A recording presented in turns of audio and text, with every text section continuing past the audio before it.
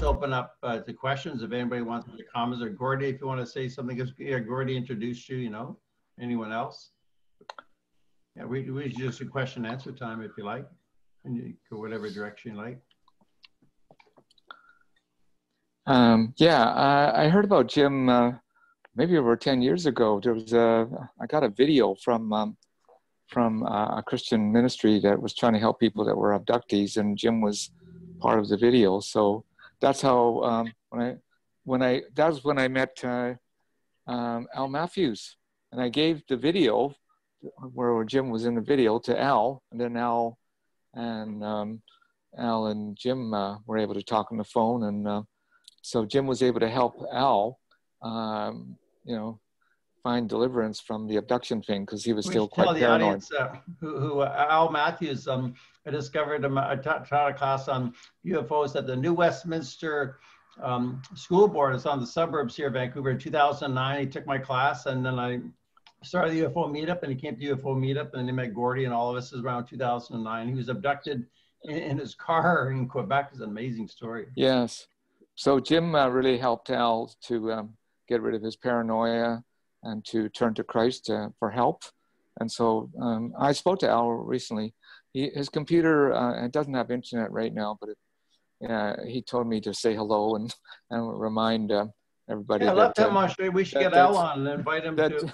That Jim really did try to counsel and help him, and the counseling was helpful. Yeah. So yeah, Al's not paranoid anymore about the abduction now. He's not getting abducted anymore. So thank you, Jim, for helping him. It was my pleasure, man. He's a good guy. So anything else, guys? You know, some of the, I mean, weirdness has been my 24/7 for probably a lot of years. So we probably got a lot of shared experiences from what you guys have experienced and what I've experienced also. You mentioned when you return a couple of times. It seems a belief that you have, and I can't deny that it's not true, that when you do come back after you lose your life, you'll have the ability somehow to come back and review the things that you have mysteriously done at different times and find answers to them at that time. So I'm just wondering where that comes from. I don't know what you would call that. I think it's a really entertaining idea, but I don't know how much, in listening to you just now, how much I would adapt to that, or how much I would take from that. I'm just wondering how it developed in you. Sorry. Well, I think that the closer you are to death, the more you appreciate your life. The more you reflect on, you know, there's so many variables that you have no control over. Even as a Christian, you know, I would like to say that, you know, my fate with eternity is sealed by trusting in Him and what He did for me. But one thing that's never guaranteed: when I'm going to go, and necessarily how I'm going to go. That's totally up to God. And so that's where my faith and my trust has to be. But I think after being so close to death, more of life, every precious moment is more real. It's more alive. You appreciate and you value that time that, hey, I'm still breathing. I can make a chance. I mean, especially the times when maybe you make a mistake or you're in the lower, you know, point of your life, you remember, hey, you're still alive. Things can change. There's always a hope. I had a very dear friend of mine. I've known him for 30 some years. He was a crazy wild man biker. This guy could bench press 500 pounds.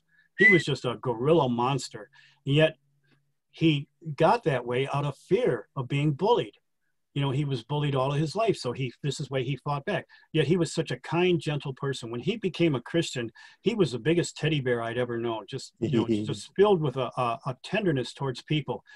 Now, he and I both had an operation at the same time, same type of operation, same day, same time. Everybody was telling all of us, both of us, you know, boy, you guys are key players. You're strong. God's going to use you in the end times. You're going to pull through. We need you. Everybody needs you. You know, we need you. And he had all the right answers to everything too. And we kind of checked with each other before I had operations. It was the same day, same operation, same time. I lived, he died.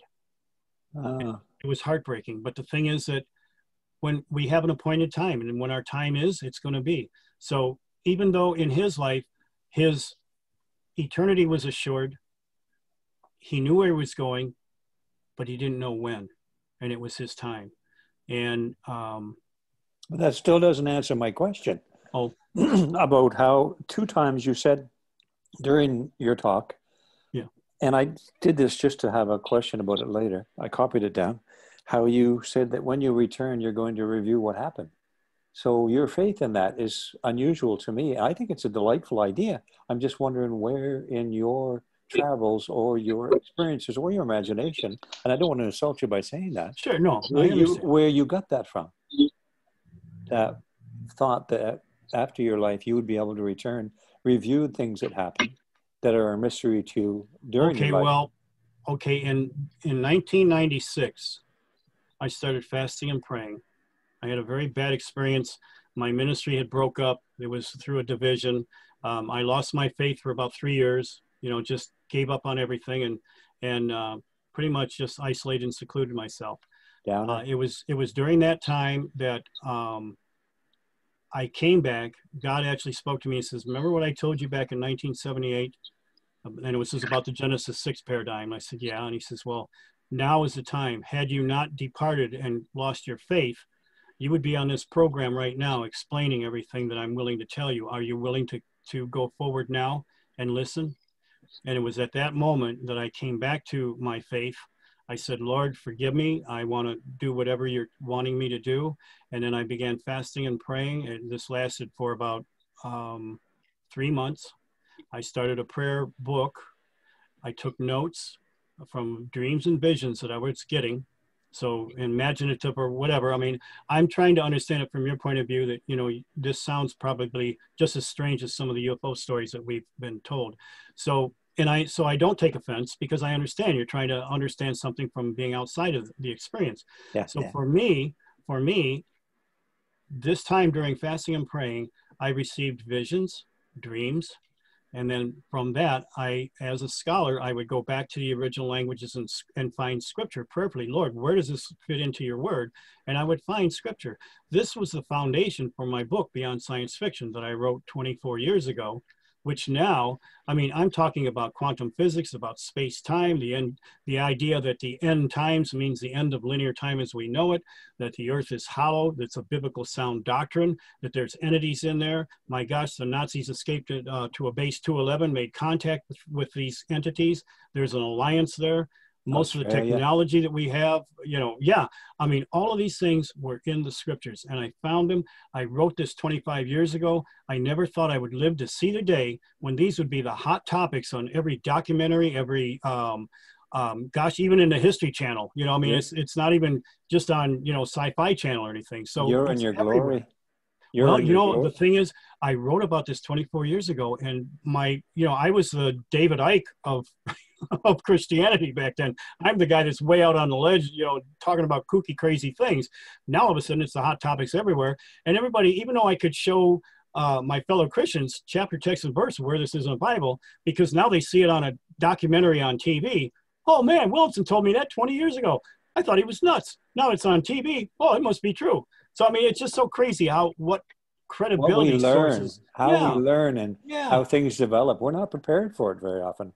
Exactly. You know, the investigation is one thing, but learning and glimpsing that as a result of whatever an investigation is for you anyway is probably pretty amazing. I think the one thing that all of us have is a shared part of our character.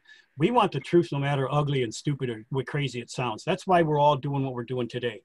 We're willing to break away from popularity. We're willing to be estranged. We're willing to take on that loneliness, the isolation that we have, because we want what's true. We want what's real. And we don't care about taking the red pill and going back into the matrix. We want to see how ugly the blue pill is going to make things. But by God, we want the truth no matter what. Yeah. And that's something that we all share in our character, I think. And that's what we all have in common and what we're all, you know, looking for. So we look at it at different lenses, but we're looking at the same thing, trying to make sense out of all of it. Yeah. Wouldn't you agree? Well, it sounds like you're an investigator, and you want to stay there. I want the truth. I agree with that. Yeah. I would agree with that too. Mimi, is your camera working? You want to show yourself? No, not really. But okay. I'm really enjoying the talk, Jim, and I agree with you that we do all have that in common. For sure. We're looking for the truth, and it really ostracizes us from the rest of from the rest of society most of the time, but hey, we found each other, right? Poor, Yeah, poor I'd little say. puppies.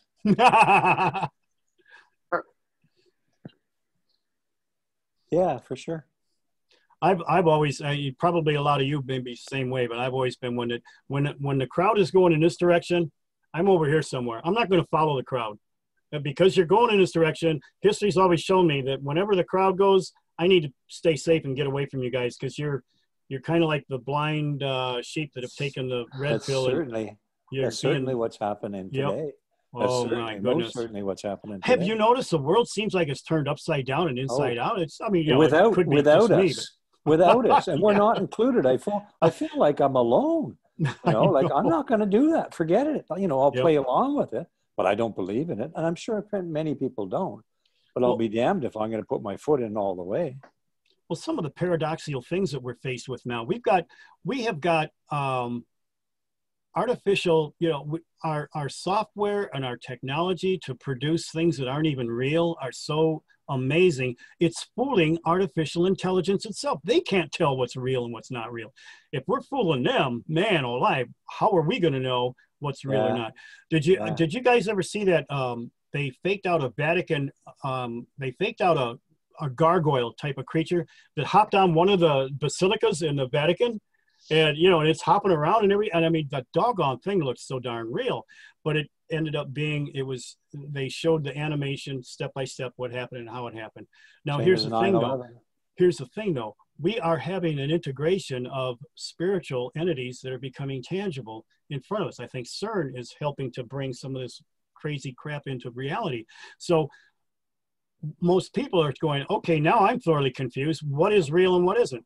That's the plot that the elite are putting against us. They are making sure that we don't know what's real or what's not real, because some of this stuff is and some of it isn't. There's nobody to trust. Well, There's nobody to trust. They're trying to generate fear.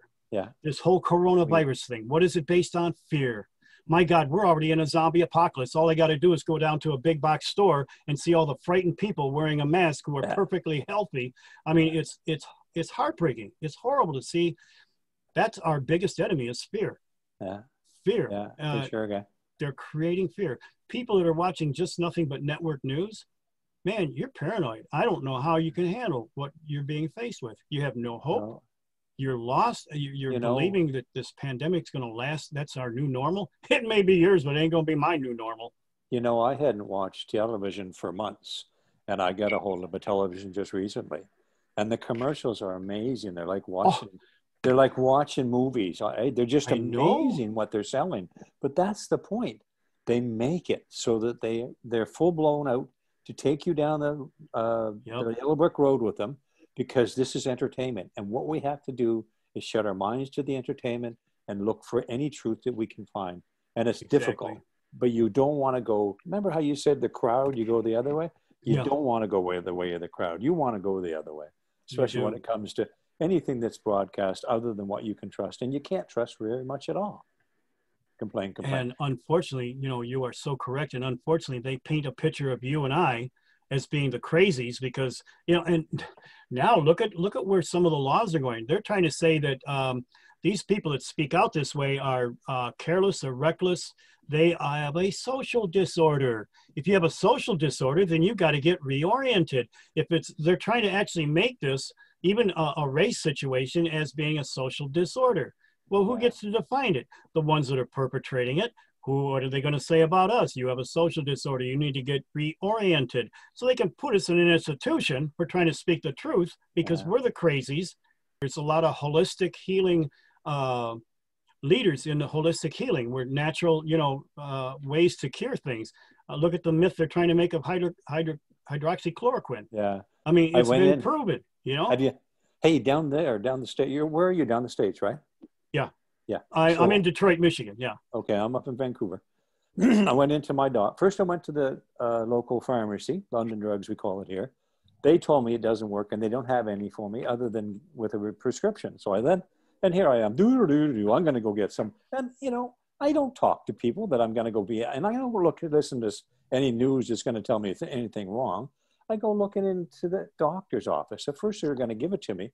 And then I questioned my doctor. And I said, if you do give it to me, is there any chance that this COVID recognition, or, you know, that I have hydroxychloroquine, is that going to come back and bite me in the ass? And then when I started asking these questions, he said, no, I can't give it to you. Yeah. Right? So he was going to give it to me under the table. Nobody know. And I should have trusted him. But now I became an official person.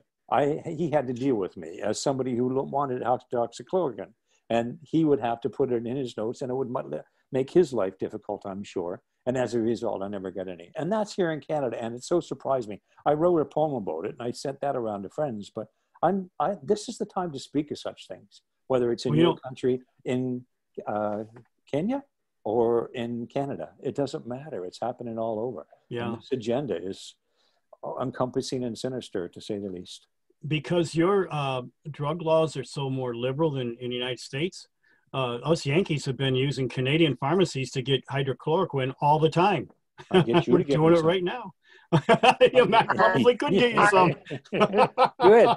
Send it out, Mom. I asked my doctor for it also, and my doctor said you can't get it in Canada. Yeah. No, So I don't think you can. doctor said no, absolutely. He believes in it, actually, but he He's said supposed he to can't believe it. in Michigan, because of our governance, we can't get it here anymore either. Now, the thing is, if you know anybody with lupus, they've been getting it for years. They've been taking it. Yeah. Anybody with malaria, my grandfather was taking hydrochloroquine. Laura Lynn at the speech the other day. Remember, Brian, at the speech, she got up on the top, and we had a big no lockdown. Sorry for interrupting you, but we had a big no lockdowns rally of 3,000 people. Brian posted today here in downtown Vancouver, and Laura Lynn has been taking hydroxychloroquine for 14 years for her lupus, and no doctor ever said there was anything wrong with it. So Exactly. she is championing it for everyone, and she should, because it's all bull. She's a testament to how unsinister it is. Sorry, my grandfather got malaria fighting in World War II in the Philippines. In the 60s, as a young kid, he was still taking it, working at Chrysler, but he was still taking hydrochloroquine regularly all the time. That's 20 some years. He lived to be 98 years old. Oh, yeah, he had no problem with it. It's baloney. It's crazy. Tell people, tell everybody. Yeah, I'm telling you. I know. It's a drug that's I mean, I've got it prescribed to me. I've got boxes of it here. You can get it here. I can get you crates of it if you want. Or go to Mumbai and you can buy boxes of it there too. Well, there's a cheap way to. That's a North American myth where drugs become some type of hot commodity. Because I can tell you for certain there's no shortage of that drug anywhere. I've got 6 boxes here. If I walk down to the pharmacy without a prescription, I can pick up more than I can carry. So It's just the laws. That is a drug company agenda that is predominantly what you see in North America. I'll tell you how I get my low dose solution every day. I go to a beer and wine store, and I go get Schweppes. Oh yeah, with the quinine. The Schweppes has a higher concentration of quinine than any of the others. I mean, you can get Canada Dry or the other things, but Schweppes has the highest level of quinine in it.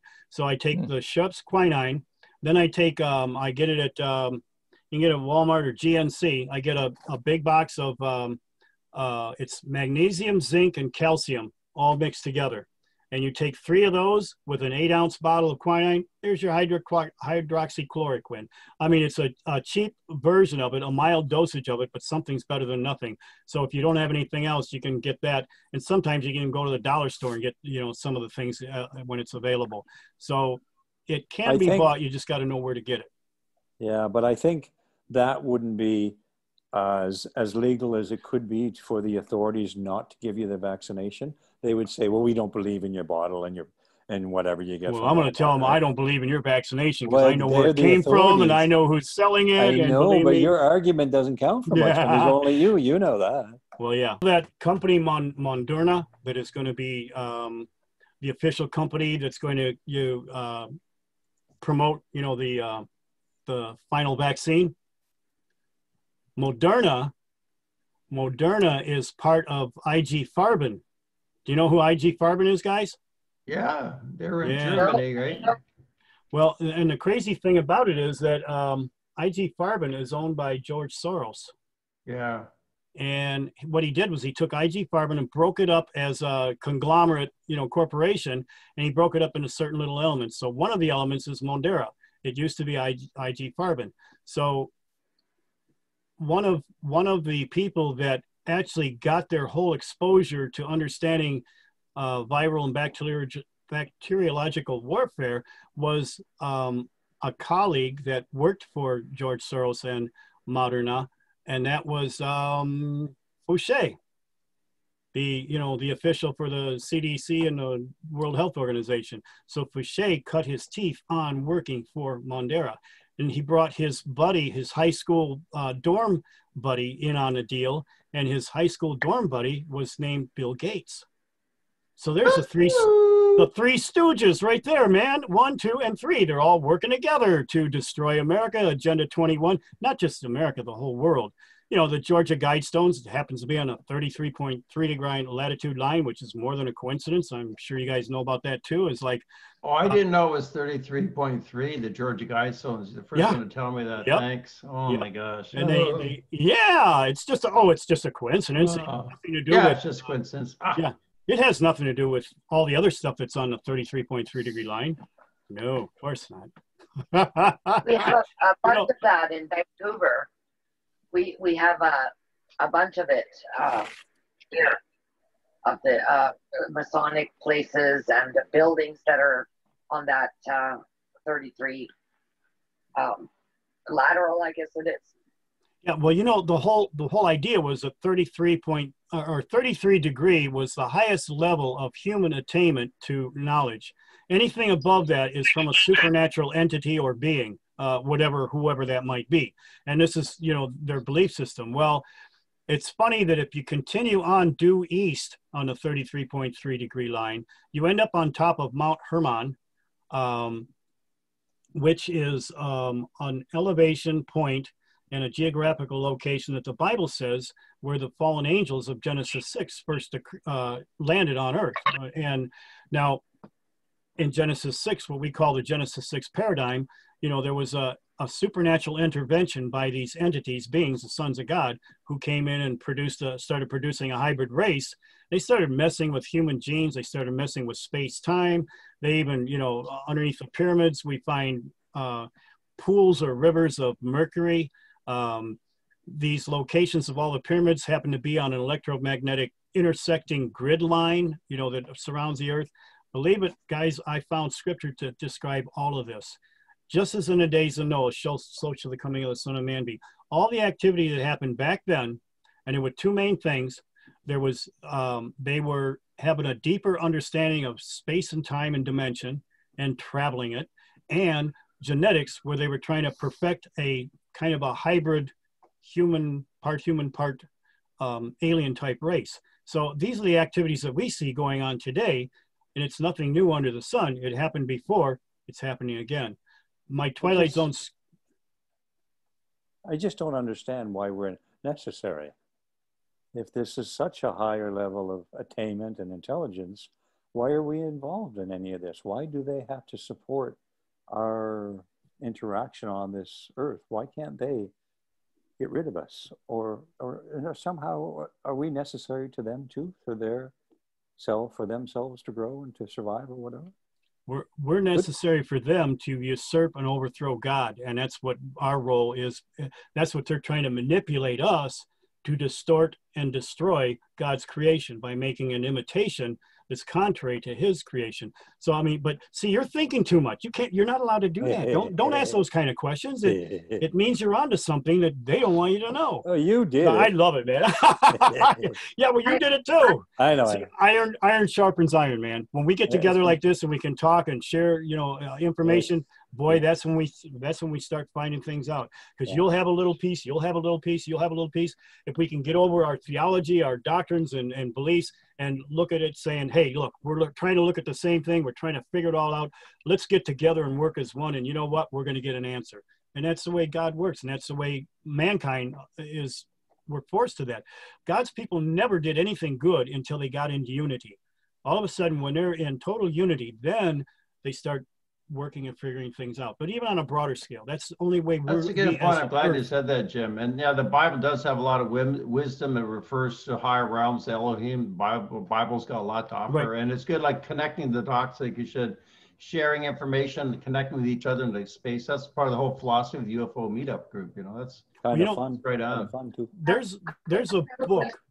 I have a question. I wanted to know if the scripture that you're citing, if you are connecting the Anunnaki with the Genesis 6. Oh, absolutely. Yeah, the Bible calls them the Anakim, but they have the same linguistically. They have the same language, root word, Anak, and they have the same backstory of something that came from heaven to earth and now lives underground. Oh, geez, that's the Anakim. I mean, yeah, it's in the Bible. I know who they are, and they're not good guys. They're not good guys. They're really, really bad guys. But yeah, it does. And I have another question for you, and that is, I have a lot of trouble with the archons, and I've been sort of, in my own research, I've been putting the archons together as being the grays, and I was wondering if you have studied any of that. Yes, I have. And, you know, you're right on there that there is a correlation there. And I believe I can't give you a total answer, but definitely there's enough of a similarity. You know, it looks like a duck, walks like a duck, talks like a duck. You can name it whatever you want, but you know what? It's the same entity. We just call it different names from different backgrounds. But, you know, we're looking at the same entity. Yeah, I totally agree with you. We would call it the biblical Nakash. And that entity is very, very different from the Anakim. Right? Right. Yeah, exactly. Well, you know, what I find interesting is that there's four main, we would maybe say four main alien types. There's the anacrid, you know, the mantis type. There's the reptilian type. There's the gray dolphin type, and then the humanoid Anunnaki type. And in the Bible, there's four main angelic orders and types. One is an anacrid. One is a serpent, reptilian. One is like the gray Nakash, and the other is the Nordic types. So I mean, they line right up. So again, it's like, you know, whatever you name you call them, they're still the same entity, and we're looking at it from different, you know, perspectives. You know, one of the best books I've ever saw about the escape of the Nazis to a base 211 in the Antarctic was done by an occult scholar. Oh my gosh, what is an ordained minister, a Christian minister, reading an occult scholar's book? Well, you know what? The thing is, good sound research and scholarship, I don't care where it comes from. I may not agree with the premise and the conclusions, but here's some good sound research. Why am I not going to pay attention to it? This is the gold that's buried in all the dirt. And I mean, I can go through Christian theology, the same thing. Here's a nugget of truth, but it's buried in all this dirt. So we dig out the dirt and find the gold, and let's appreciate it for what it is. And it doesn't matter where the source came from. Here's some good, solid research. This is information everybody needs to know. Just because, you know, we too many times, because of our differences in beliefs, we want to throw the baby out with the bathwater. If we just forget that part and recognize good, sound research for what it is, man, let's add that to our chest. And the next thing you know, we got a quiver full of a complete answer. But we'll never get it if we don't have an open mind to accept good research for what it is, good research. That's the way I look at it. And I think, you know, I think this world is getting so crazy, it's causing all of us to say, okay, we agree on one thing. This is something needs to stop. Something needs to get together. We need to get together. We need to get some answers, because this is just Fruit Loopy to the point of craziness. Yeah, it's not real, but it's true. We have to make that truth real. It's just that we haven't approached it enough so we know enough about it. But we will. We just have to do it before we disappear. Hey, since Brian's there, I wanted to ask you about the dumbs in Australia. They're talking about how Trump has got forces down there and they're cleaning them out. Who are all these people that know this information? You must have heard of it. Is it real? Because they're saying that there's a psychic that I was listening to her video, and she's talking about all these little kids that are bred underground for the aliens. She says it's just horrific what she's seen. And this stuff, I don't care how scary it is. We have to clean up people taking advantage of other people. I don't care If it's the Joneses up on the hill or somebody else, we have to come to a common goal. So we're not, one, killing each other or eating each other, for God knows, that's how little I know, but it sounds like these things are happening. This has happened all throughout history. The elite they're not deviating and doing something new. They've done this all the way back, all throughout the Bible. There's a time on the top of Mount Hermon during the divided kingdom. Judea was in traditional Jerusalem, and they did things as they had done for all of their history. The 10 northern tribes in rebellion went up north. They started doing everything on top of Mount Hermon on the 33.3 degree line, and they caused their children to pass through the fires. Now in the Hebrew, literally what that meant was that they were putting them through a sacrifice and eating and drinking their blood. Jesus said, unless you drink my blood and eat my body, you shall have no part of me. Now he was meaning figuratively of what the sacrifice he was going to make. So Satan does everything in the same but opposite to mock God. So on this sacrificial ritualistic thing that goes probably all the way back to the Tower of Babel, they practiced these things up on the mountains, and they would literally eat the flesh and drink the blood. But it's Satan saying, oh, okay, you know what? I'm going to have my people actually do that, and it's going to be a mockery to you. So we're going to go ahead and do this. So to the Baal and Molech, this is what they did in sacrifice. So this is not anything new. This is what's been happening all throughout history. And the thing is that because we know they're real from the biblical perspective, man, I don't know if you guys know this one or not, but look up Dr. John Trump and look at the story of him. Dr. John Trump. That's an easy name. Oh, and the thing is that he's directly connected to Nikola Tesla. Oh yeah. You know what? Let me tell you a little bit of the story here then on this. Oh yeah, go for it. Dr. John Trump was a theoretical physicist. In the late 30s, the United States government, was working on a project trying to make X-rays a reality. They had a government think tank. Now, I don't know how long this was, but I know that they have been working on it for quite some time.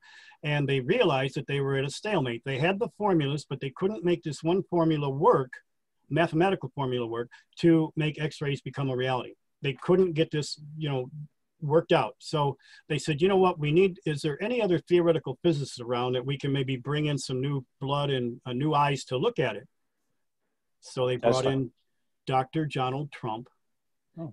In 3 days, he had figured out the mathematical formula. Now, all these people had been working as a think tank for a long time trying to figure it out. 3 days, he had the solution to the formula and had everything figured out. Boom, we got X-rays, and he made it work. So all of a sudden they said, okay, this is our top man. This guy took 3 days and what we couldn't do with the world's best of the best. He's our best. So when Nikola Tesla died in 1943, the American government illegally seized all of his patents, all of his notes, everything. They had everything going all the way back to the 1890s on all of the experiments that he worked and everything. Guess who they called? Their golden boy, Dr. Donald Trump. Doctor, we found all these calculations and different things. We want you to look through them and tell us whether there's something to be concerned about here or not. We trust you. Just go ahead and figure it out. Now, Dr. John Trump knew that they were probably going to weaponize this technology. He did not want to see that happen because he was already aware that if you stood in between two towers of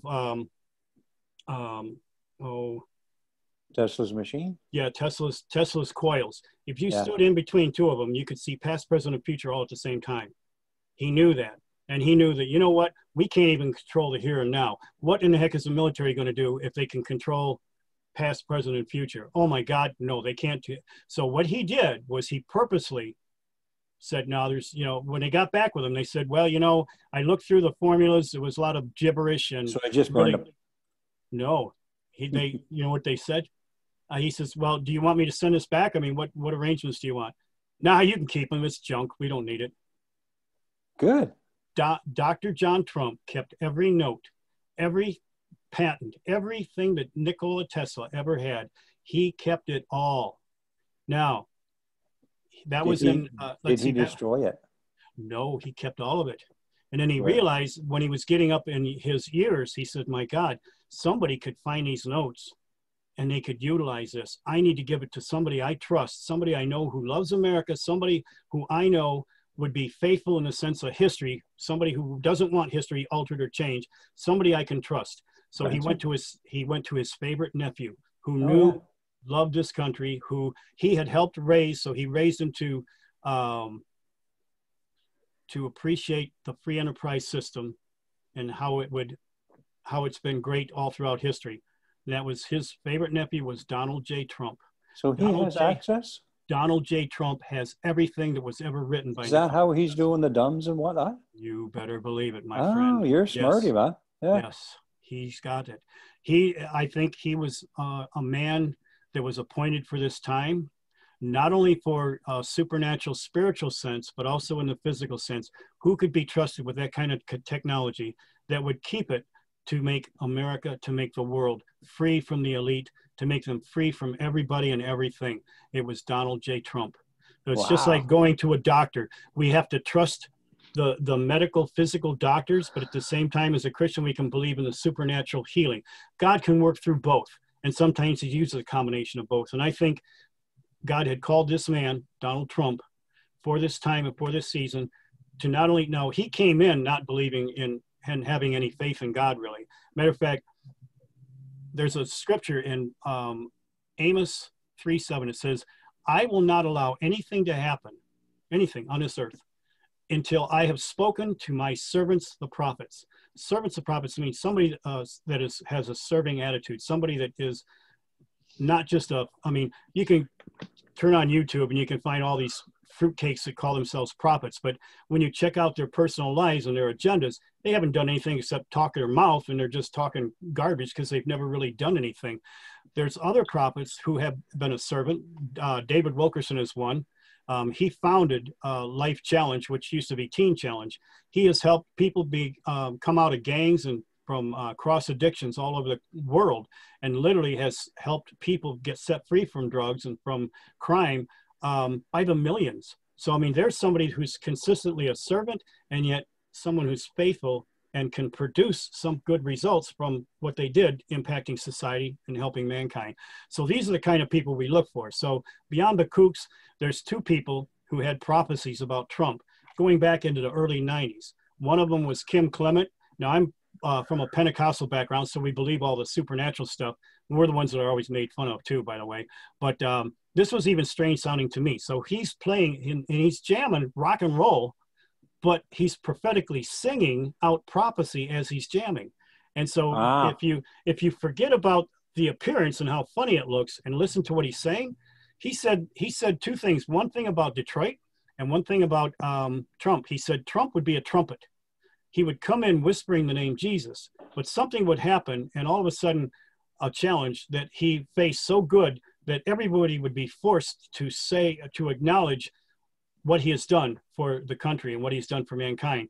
And so he says Trump will come in whispering, and he'll be a man of hot blood. So, we didn't, like I continually say, look, we weren't electing a pastor. We were electing somebody who wasn't part of the good old buddy system, who actually was willing to take a step down to move into a smaller house, the White House. And then he gives his payroll away to the homeless and to charities and everything. He doesn't even take a paycheck. I mean, I see all these other politicians, they come in as a judge, making a judge wages, and they leave being a multimillionaire. I'd be more concerned about where in the heck did they get their money and how did they get it? Because you're not supposed to do that according to our Constitution. But who obeys that anymore? So, yeah. There's a good example. But many. So that really bolstered my opinion of Donald Trump. And there's a girl up here, I mentioned her a little bit. She was in the big rally we had, only 3,000 people. It is Canada. And she got up way up high on these columns above everybody. And she started out her speech almost at the beginning saying, you know what, I have to admit, I love Donald Trump. I'm going to show, as Laura Lynn, she's the one who's the hydroxychloroquine person for 14 years. I'm going to show her this video. I think she's going to get bolstered by it. Wonderful. Wow, that's awesome. The thing is that there's so many different, the other guy is called Mark Taylor. I don't know if you've ever heard of him. He's on Amazon Prime, his story about how he was called. Now, you know, he was a fireman and he failed to get this one kid out alive, and he was beating himself up with guilt and just, you know, really just torn apart. And he was praying for some answers, and instead of getting an answer for the situation there, all of a sudden he's getting all these prophecies about Trump being president of the United States. This is long before he was even running for president, and that he was going to have 2 terms, and it was going to be an opportunity, something was going to happen. It was going to be an opportunity for him to literally be able to make America great again, to bring back the old traditions and the things that biblically based more sense of morality that once did make America great, bring us back to a constitutional government that obeys all of the laws of First and Second Amendments. Yep. And all of these things that were once made America great again. So we're seeing this all happen. The majority of Americans are buying it, they're believing it, but they're laying low. They're not saying it. You know, myself, I don't have any stickers on my car because the neighborhood I live in, I don't want my tires slashed. I really can't afford it right now to have damage done to my car window's broken or anything. And probably in this neighborhood, if I did, they would. So all of us Trump supporters are laying low. We're not saying a whole lot yet. But when it comes election time, he's going to win. There's no ifs, ands, or buts. He's going to win by a landslide, a huge landslide. He will. It's been prophesied, and I believe it. There's no doubt about it. There's going to be such a force. I even wonder if Biden is going to make it to the election time. He's got a date and appointment at Gitmo. Most of these people are already under house arrest. You'll never see them a picture of them below the waist, because they're wearing ankle bracelets, because they're already been indicted, and they're going to go for a military tribunal, and most of them are going to probably get the death penalty. Oh, there's a purge coming. These guys are not taking over like they think they are. They think they're winners. I peeked in the Bible in Revelation 19th chapter. They lose, we win. The reason we win is because we have an active part and a role for us to play in this too. And that includes all of you guys too. I mean, you guys got your eyes open and you know what's going on. And because of it, I'm pretty sure that most of you are willing to pay the price to make sure that truth prevails. So you got an active role in this. We are the ones that make the elite lose and they don't win, because we have an active role to play in our own little part, in our own little way. And collectively, they don't make it. We're studying. That's why I tell Christians, I said, don't be afraid, man. They lost and they don't even realize it yet. We've won. How come you don't realize it yet? There's a scripture in Ecclesiastes 3:15. It says, everything that is has already been, and everything that will be has already been, and God requires an account of that which is past. That's my Twilight Zone scripture. That means that everything is, God's outside of time. He already sees the beginning from the end. The first word in the Bible is in the beginning. The last word in Revelation is the end. The beginning to the end is there in the scriptures. All of mankind's history is totally recorded. And guess who wins? Those that put their faith and trust in Jesus. Those that did their part to defeat the powers of the world, the rich elite, these baby-eating, blood-drinking, horrible monsters are going to lose. They're not going to be winners. So what are we worried about? I mean, I like Alfred E. Newman is my alter ego. Remember the little character on Mad Magazine? What, me worry? Mad Magazine, yeah. Oh yeah, that's my alter ego. What, me worry? I don't got anything to worry about. We already won. These dummies just don't realize they've already lost. You know, I feel the same way about the law of karma. I have some trust in that. Well, exactly. Talking about how like a lot of ufologists say there's good aliens and bad aliens, 80 varieties of aliens, and that our aliens are working through our governments in various countries, like the reptilians are probably working through the Rothschilds. Do you want to comment on the highest power system on Earth? Don't you think aliens are working through governments or controlling government? Oh, absolutely. And it gets worse from my perspective, but it gets even worse. If the Bible can fill in the gap and reveal who these characters really are, guess who's got infiltrated? All of Christianity. There are certain things that are not taught here in the West that ought to be taught, and I can't understand why. Well, I can now. We've been warned in the book of Jude that there are those entities that are clouds without water, twice dead, plucked up by the roots, wandering stars who's reserved everlasting darkness. You know, that's 3 definitions for fallen angels, not humans. They look like us. They're walking around like us. They're a form without substance. They've already been dead once, and now they're back, raising hell again on earth. And they're wandering stars who's reserved everlasting darkness. These are entities that look like us. They're clandestinely intertwined into our society. They're going to hit all the highest levels of everything. But the most important thing that they would be concerned about is that the Bible can reveal who they are for what they really are. So all of our institutions have been infiltrated, all of them, including my denomination or whatever. They've raised hell. But here's the thing. There's a promise of a revival. It's going to start in a particular geographical location, which Detroit. Do you know that we are the only city on the entire planet that so far has not had anything burn? Nobody's got broken glasses and windows from cars or vehicles. Nobody of any form of violence has happened in Detroit, Michigan. This is the only place that it hasn't happened. There are reasons why. For 40 years, there's been ministries, black and white, who have been working together decade by decade. We have a Democratic police chief. A Democratic mayor in Detroit. He was voted in by the majority of blacks. He's a white guy. There were people running from office who were civil rights iconic leaders. The black community didn't vote for him. They voted for this white guy because he actually lives in the city. Most of what happens usually is they'll have a fake address where they got, like an appearance so that they can actually be mayor of Detroit, but they actually live out in the rich suburbs somewhere. This guy moved everything, his family and everybody, into the center of Detroit in a neighborhood that other people would say is dangerous. But everybody recognized, hey, man, this guy's like one of us. He's really sold out to helping the city. He really cares about us. He's a white guy, but he cares about us. So they voted over the other things for him. I've worked in programs for Dugan. I won't vote for a Democrat on this planet. The only reason why is because as long as there's still an agenda that thinks it's okay to kill babies, I can't vote for you.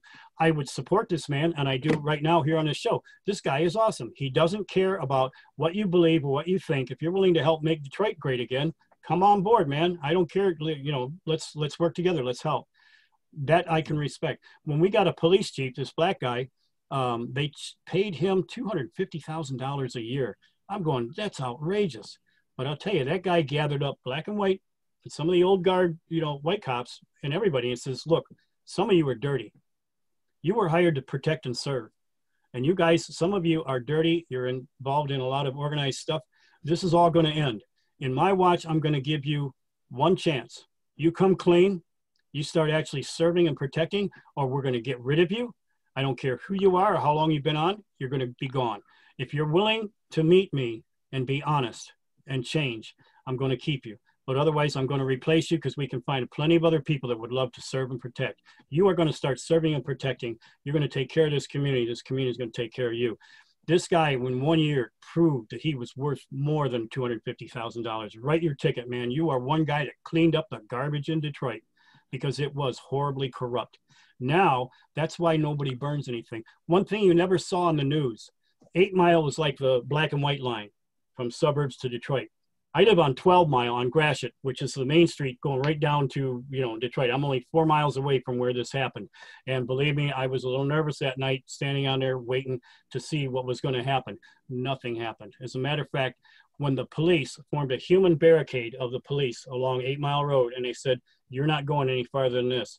Antifa, which was a bunch of millennial white kids wearing red scarves to signify who they were actually an international group of communists dedicated to the overthrow of capitalist countries from within. They were trying to agitate. Do you know what happened?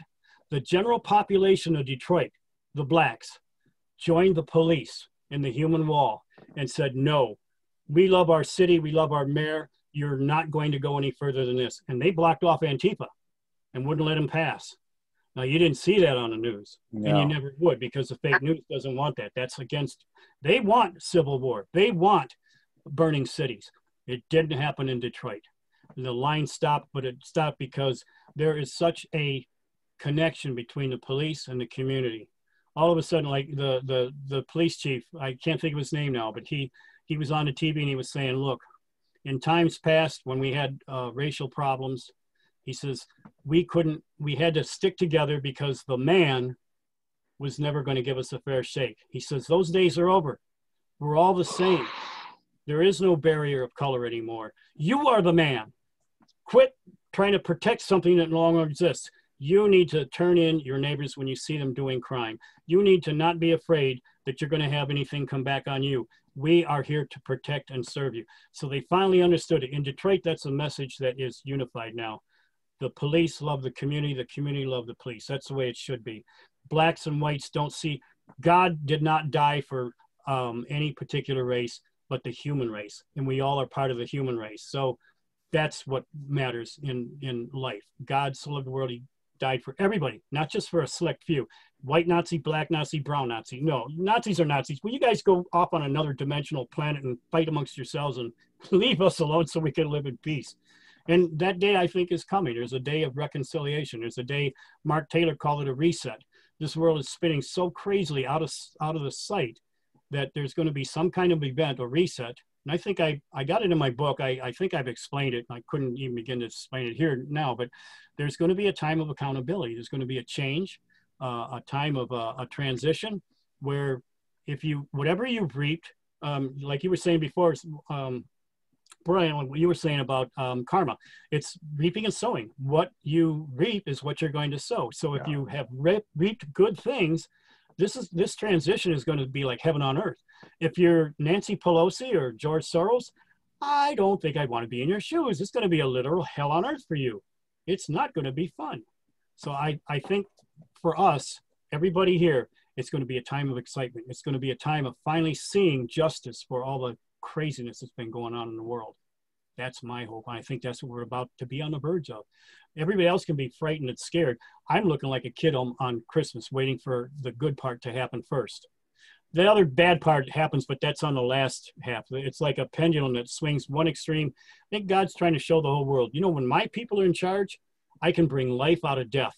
But when the other guy takes in charge in the very last half, except these days be shortened, no flesh should be saved. You guys are going to screw everything up so bad, you're going to bring it to total destruction. So you know what? I got to intervene and stop you because you're just like way out of hand.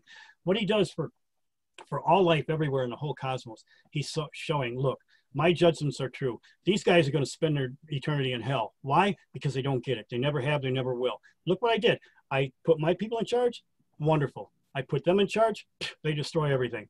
So do you get it now, cosmos, universe, whatever? I really got to do what I got to do. These people don't get it. They never will. They got to be separated with their father, the devil, and they can just have fun in the lake of fire for all of eternity because that's what they sowed and that's what they're going to reap. Us, however, we get to have fun for all of eternity. And it's going to be great. So. You're a breath of fresh air, what?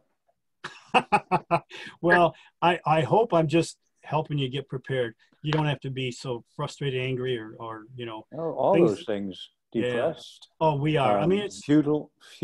Everything is futile. Like the future is futile. What are we going to do? You might as well just give up now. Maybe there is hope. Who knows? Well, until I understood what I believe for me is the plan of God, now I can just go, oh man, I'm glad you're in control because it sure is nobody else is in control. So it does give a hope. It gives a hope that there is going to be a good end to all of this and accountability. And I think all of us here in this, we don't have anything to be afraid of. We're trying to do the right thing. We want truth no matter what it costs, and we're willing to pay a price for it. And I think that's what's awesome. And for me, I'm excited to be in company with you guys because I just think a lot of good things are going to come from sharing, with one another and grabbing what is good and working together on that. Jim, I have a question. It's Mimi here. I have a question. Sure. Yeah. I was raised a Jehovah's Witness. Mm-hmm. So I was one of those kids that goes out and preaches with the Bible in my hand. So, I read the Bible back and forth many times, and I still find a lot of good in it. And you are really actually giving a lot of hope. However, there is a part in the Bible that says, kind of says that they're going to win for a while because it says that no one will be able to buy or sell who doesn't have the mark. So we all know now that the mark is going to be that ID 2020. You don't want your camera on? Maybe we saw you a minute ago. You don't want your camera on? Well, the problem is I couldn't get on with my computer.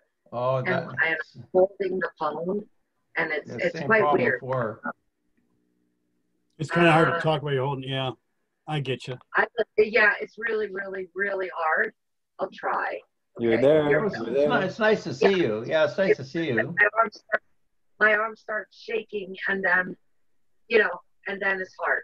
So the thing is that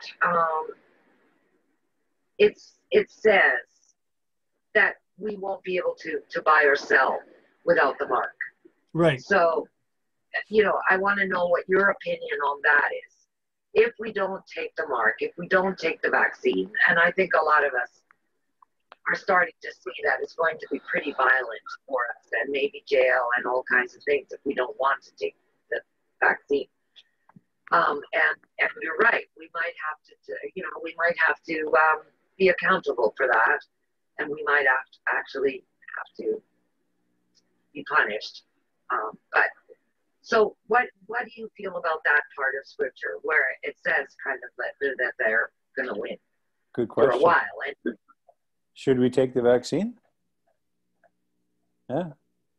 I say no, but what do you think? I say no, but Yeah, you're giving a very positive outlook that we've already won.